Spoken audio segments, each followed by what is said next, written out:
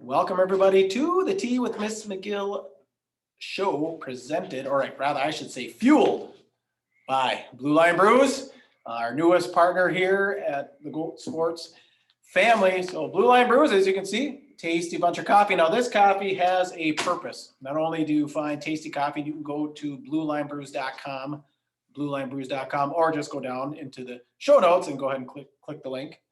I'm just showing my thin blue line here that I got. My father was a police officer. He didn't die in the line of duty, but this was a memorial. When he passed away, I got his badge, and I got the cop flag with the blue line. So.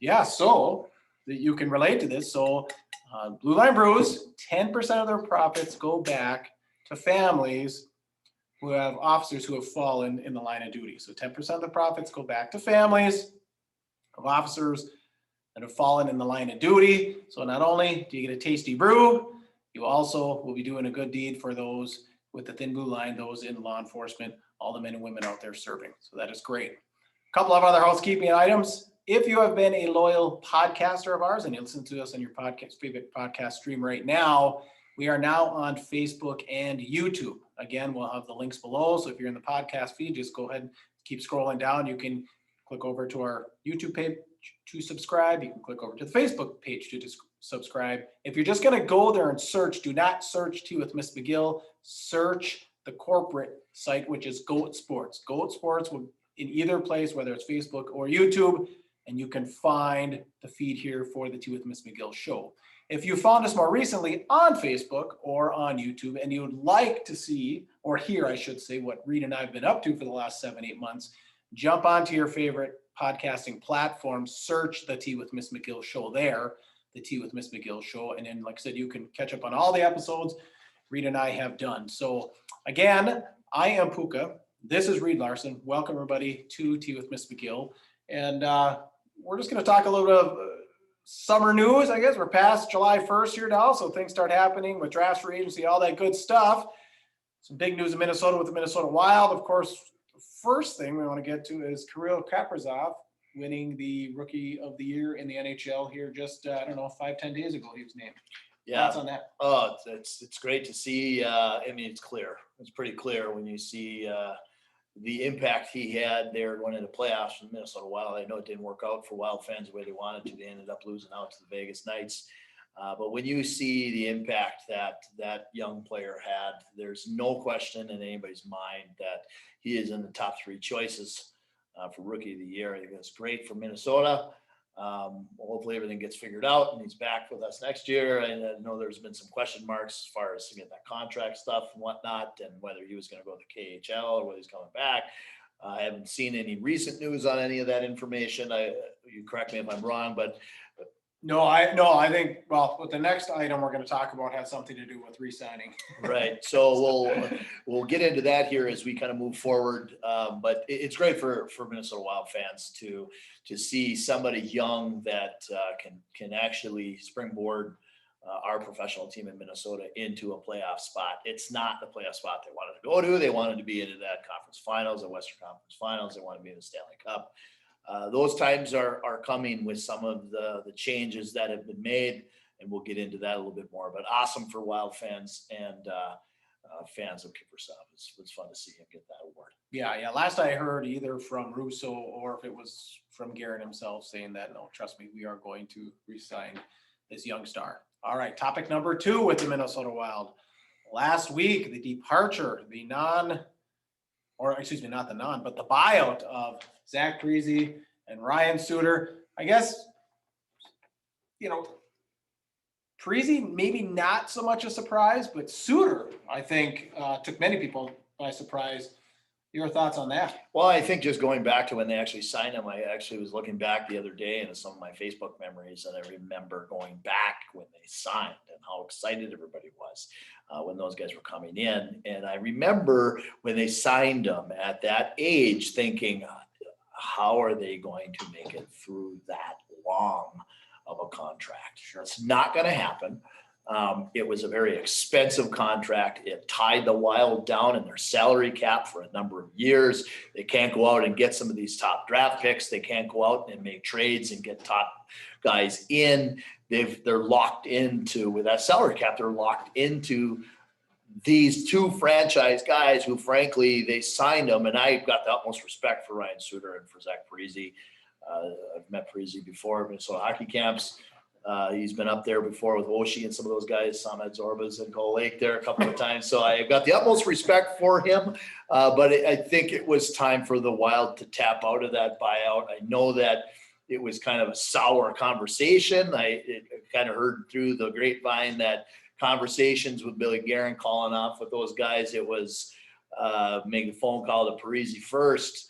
Parisi makes a phone call to Suter, said what happened. Suter sees general manager Guerin calling in to him. He didn't pick the phone up. It was just a little back and forth, and I think it wasn't a really nice conversation that was going on there with Suter and management. But at any rate, as foul as that makes Minnesota fans, I think it helps the organization in the long run. Have they been kind of the face of the organization for the last 5-6 years? Yeah, they have. They have, and it's as fans, we thank them for what they've done for our organization. But if the Wild are going to stick with with those big, expensive contracts, and we know how they were. They started off heavier on their pay, and over the years they taper down and make less as they go down. But they're still tied into this big, long contract with these guys for very expensive, and it really opens up some opportunities to bring in some younger players that, frankly, are going to be more effective here in the near future, rather than hanging on to some of the long-term guys. And I guess that's just my opinion on it. But that does not, by any stretch of the imagination, change my opinion on. And I'm a fan of both those guys. I think they're great hockey players, and if I saw either of these guys at any point in time, it's handshakes and thanks for everything you've done for Minnesota hockey. I know conversation for a long time when I met Parisi at Gull Lake Zorbas one night when I was at Minnesota hockey camps. It was just me like, I'm talking to Zach Parisi right now. This is awesome. Yeah. But as a fan, thank you. As a business and a hockey person, it's the right move for the Minnesota Wild. It really is. Well, like I said, face of the franchise. When I was coaching hockey, coaching my kids, all those youth kids. I mean, that was obviously the number 1 jersey was the number 9 of Zach Parisi. That's the one you saw the most. Parisi's the transition, being that he had a less than desirable year, would you say, with management? I'm sure the wheels had already been turning. It'd be interesting to see he ends up back on the island with Lou Lamoriello, where they reunite. And of course, they almost had a deal done with him. I think back in 2019, there was almost a trade deadline deal to get Parisi out there. But Suter, I think this guy was kind of a little bit flat-footed. So not only him, I'm sure his agent. Yeah, so they're going to have a little bit more work to do. But I got to back up for a second. I don't mean to correct you in the middle of this, but didn't he wear number 11 for the Wild? He was 9. Oh, he was 9. But I remember this. And the reason why I corrected you is because I'm like, Devils, that's right. And I was thinking, what are they going to do right when he got traded there? I'm like, is he going to wear number 9? Is he going to take that from Mikko Koivu? Or Mikko's the captain. He's going to keep number 9. But so he went to 11. So the most bought jersey was number 11 for the Minnesota Wild, but I had to, that's the reason why I corrected it. I kept my mouth up. I remember in my mind, he was number 9 forever. I remember in my mind thinking, and that's why you're thinking number 9, because that's who he was for the Devils. That's where he was for the Sioux when he played for North Dakota. Mm-hmm. So that I can see how that little brain fart happens, but it's just thinking about it for a second. I remember going through my mind when we picked him up going, who's going to wear number 9? Yeah, that's right. Yeah. He was number 9 forever. Yeah.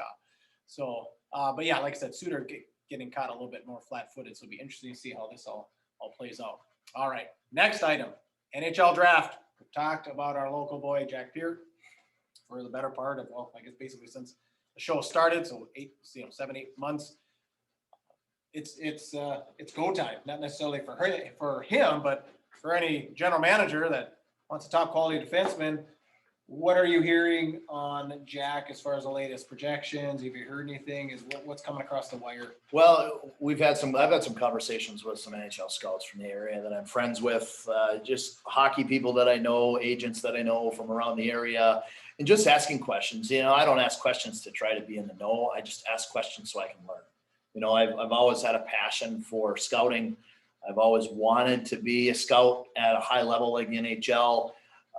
It's pipe dream, but I want to know what they know. I want to know what they're thinking. So I ask questions. And to be honest with you, I talked to Jack this morning. I had some conversations with Jack. We had hockey camp this morning. He helps out now that he's An alumni. He's an alumni. He comes out and helps with the youth camp. So I had some conversations. Just talking. He's pretty darn excited. Of course, nervous going into the draft here after the weekend. But just in conversation, I know we touched on this the last time we talked and had a podcast, Puka, but over some time, you've seen this develop. If you go back to when we first started talking about Jack Peart and what the draft looked like for him, well, let's see how the season goes. We're talking about it in January, and I'm thinking, all right, after his junior year in high school, he's going to be a 3rd, 4th, 5th round draft pick. That's how good he is. And then the season goes on, and you see how big of a deal he was for Grand Rapids High School. You see how big of a deal he was winning the Hobie Baker Award and winning the Reed Larson Award as top defenseman in the state. And then you see the accolades he gets for finishing the season with the USHL, taking Fargo to the Clark Cup championships. Didn't win it, but they took him to the championships anyways, helping with that, and then being awarded co-rookie of the year in the USHL, only playing a total of like 30 games. Right. I mean, he didn't play. He was the best defenseman on that team. He was clearly one of the top defensemen in the league, and clearly top 2. He was awarded rookie of the year. So those accolades with, Mr. Hockey, Minnesota Reed Larson Award, and then getting rookie of the year in the USHL, not even playing a full season, that really kind of chips him for what I was thinking early in the season as, okay, he's going to be 3rd, 4th, 5th round, blah, blah, blah. We'll see how it goes. That just took him from there up to being picked. And, there's a lot of conversations that I've had, and I won't share any of the people that I've talked to that have talked about where these guys go. I don't want to throw names out there for teams and try to ruin it for people that I'm friends with. But, I've heard people and agents talk about he could end up going anywhere. He could go in that late 1st round. He could go at 25, 26, 27. If you remember, back in 2007, when it was at Patrick White that went 27th overall with Vancouver, he's got every bit of the opportunity to go where Patrick White went and then some. Patrick White was a great high school hockey player. Same token, you look at, he could go there. It just depends on who's picking. I would say anywhere between 25 and 35 or 40, he could be picked overall. It just depends on what people are looking for. There's a lot of teams that like him. Just does he fit into it? And I know we had this conversation. We've talked with scouts before, and just someone could really pick this up in the 1st round and build their organization around a player like that over the course of the next 10 years. He's not going to be in the NHL right away. He's got at least a few years that he'll play at St. Cloud State, 2-3 years. There's outside chance, a guy like that finishes in 4 years. Who knows how he finishes college career. Sometimes they choose to go all through. Sometimes the NHL is knocking on the door and they got to go after a couple, 2-3 years and end up signing that contract. But he's going to go anywhere in that late 1st round and early 2nd round. And that's just my opinion on it. And I think that teams that pass on him, I gotta ask why. Why? Is it this part about his game or that part about his game? There isn't. I can't find right now, watching him as many times as I've seen him, I can't find anything in his game right now that I can complain about as a scout. I can't. Sure. Okay. Yeah. Well, yeah. Heads up all the time.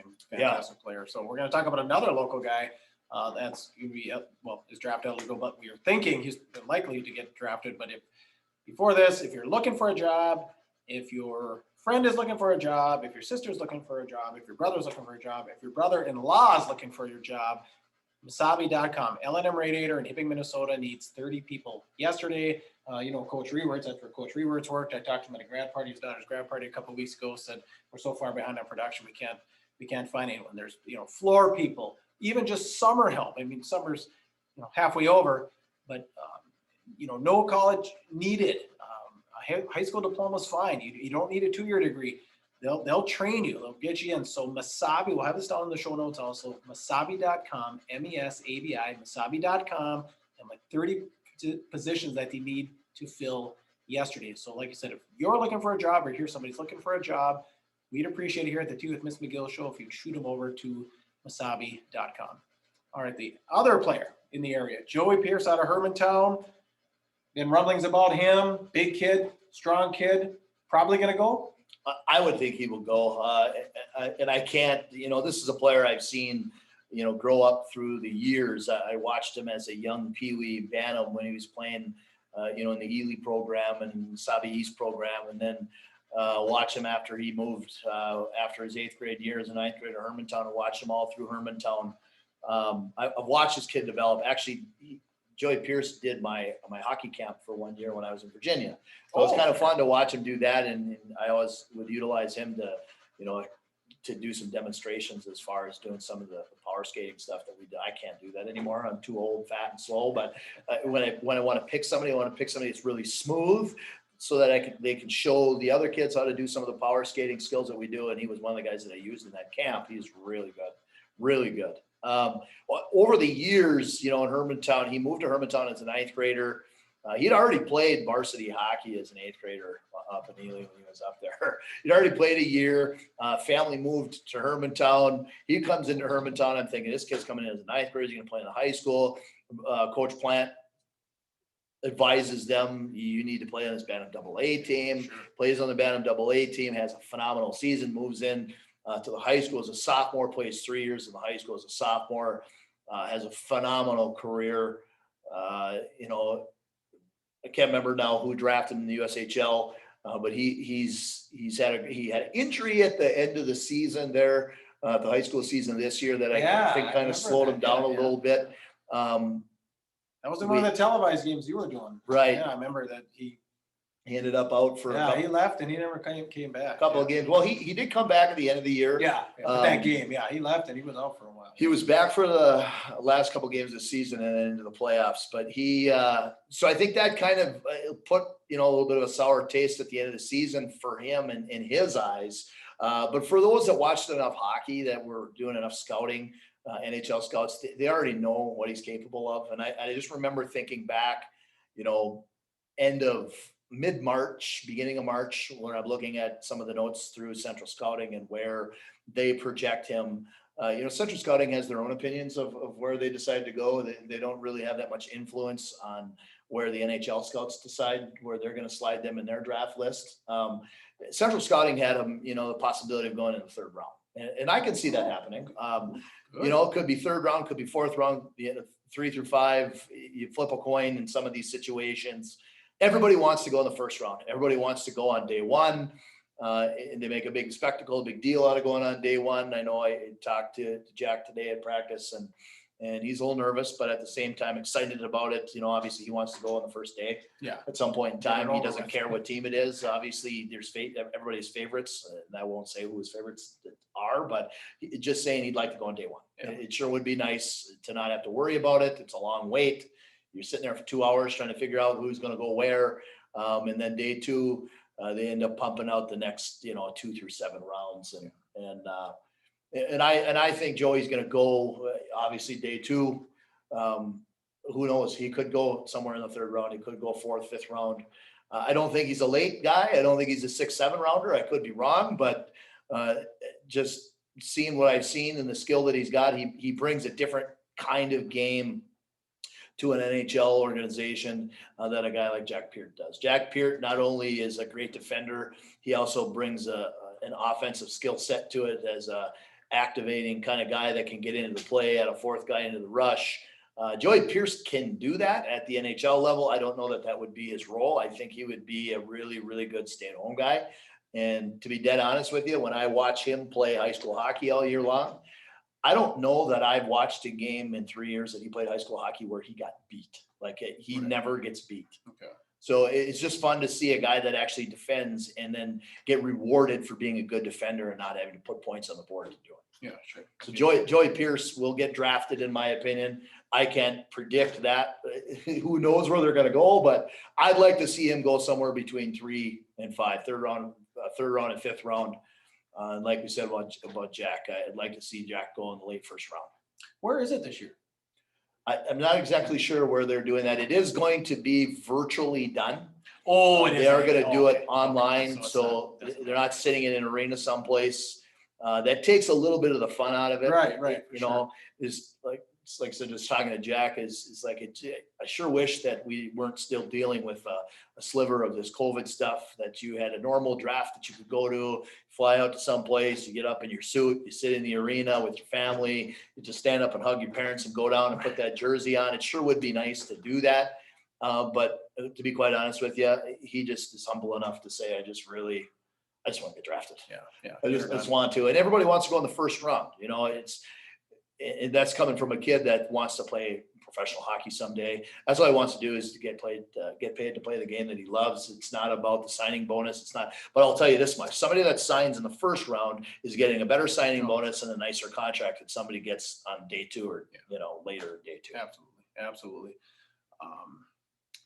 What was I gonna say? Oh, maybe the Wild will pick him. I see they got rid of Carson Soucy, or they didn't protect him. Carson Soucy is now a Seattle Kraken. So there's a former UMD Bulldog and now a former Minnesota Wild. So there'll be a little spot there for a defenseman. But anything else? Well, it's kind of funny that you mentioned the Minnesota Wild, because as I kind of look through some of like the early draft, they call it like either early draft options, blah, blah, blah. And they say teams that have shown interest and talked with some of these guys. And actually one of the teams that they had Jack kind of rated, I think it was like 27th overall, and the possibility of the Minnesota Wild might be interested. Well, I'll tell you what, Minnesota Wild would be very, very smart if they decided they wanted to draft Jack as their first pick or their second pick.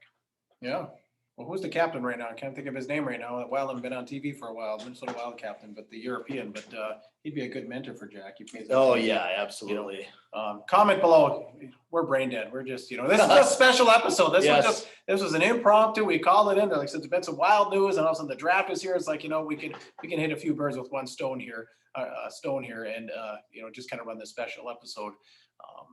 But we will be continuing the interview format. Watch for some videos in August, watch for some videos, or a video in August, watch for a video in September. We'll probably do something high school preseason-ish, maybe even a little bit of NHL chatter, early in the year there in October. And then, like I said, by November 15th, we'll be heading right into the high school hockey season. So we're already starting to slightly turn the corner. And they're going to be doing some. Was that Captain Spurgeon you were talking about? Spurgeon, yes, Spurgeon. There we go. I had to think a little while. I just couldn't get it. The gray hair right here is starting to, maybe cause a little. But yeah, I mean, that's the kind of player Jack's going to be, right? Fast, speedy, carry the, move, we can probably hopefully get on the power play, something like that, like Spurgeon. So, if they got him, he'd have some good mentoring. So with that, anything else? No, like you said, we've kicked out a couple of episodes here this summer. We'll kick out a couple of episodes as we get into the fall. We're looking forward to a great Minnesota State high school hockey season. Hopefully we get a chance to talk a little bit more about the Wild, maybe a little bit more about some college stuff going into the season. And we're all hoping and praying for more of a normal year. COVID being a big issue last year, we got such a late start. But like I said, we're praying that we get closer to a normal year, that we can shed the masks, that we can be safe enough to do those things and have a regular season with people in the building. Yeah, absolutely. So as you can see behind us, we have some swag again, large and extra large shirts. Goatsportsmediallc at gmail.com. Goatsportsmediallc at gmail.com. If you want to email, or you can just slide up a DM, something like that. It's easy. Thanks once again to Blue Line Brews. They're doing a great job. We appreciate another bag of coffee there. What's this one? The Stakeout right here. So go ahead and like I said, go down in the show notes, click over to them, get yourself some good copy. Like, subscribe, like I said, hit those notifications wherever you're at. For Reed Larson, I am Puka. This is the Tea with Ms. McGill Show. We appreciate you joining us. Get out there and be your dream. Catch you on the next episode.